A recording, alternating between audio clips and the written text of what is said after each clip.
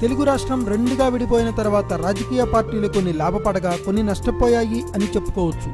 Telugu Desam party ఏపీలో లాభంను పొందగా తెలంగాణలో భారీ నష్టాన్ని చవిచూడాల్సి వచ్చింది. కాంగ్రెస్ పార్టీ రెండు రాష్ట్రాల్లో కూడా నష్టపోయింది. ప్రస్తుతం తెలంగాణలో తెలుగుదేశం పరిస్థితి ఏమాత్రం ఆశాజనకంగా లేదు.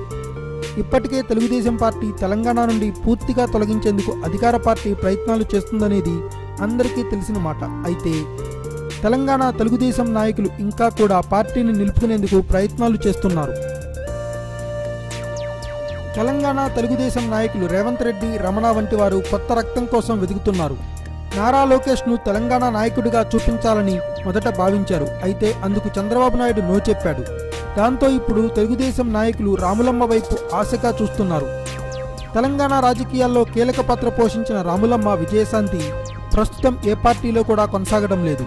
ఎన్నికల సమయంలో కాంగ్రెస్తో కలిసిన ఆమెకు ఆ పార్టీలో సరైన ప్రాధాన్యత దక్కలేదు.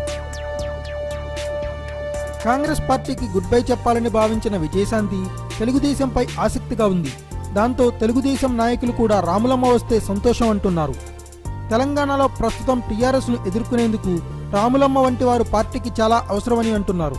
పార్టీలో కీలక పదవి ఆమెకు కట్టబెట్టి వచ్చే ఎన్నికలకు వెళ్తే మంచి ఫలితాలు వస్తాయి అనే నమ్మకంతో టీటీడీపీ నాయకులు ఉన్నారు. మరి వచ్చే ఎన్నికల నాటికి పరిస్థితి ఎలా ఉంటుందో చూడాలి. Thanks for watching. Please subscribe our channel.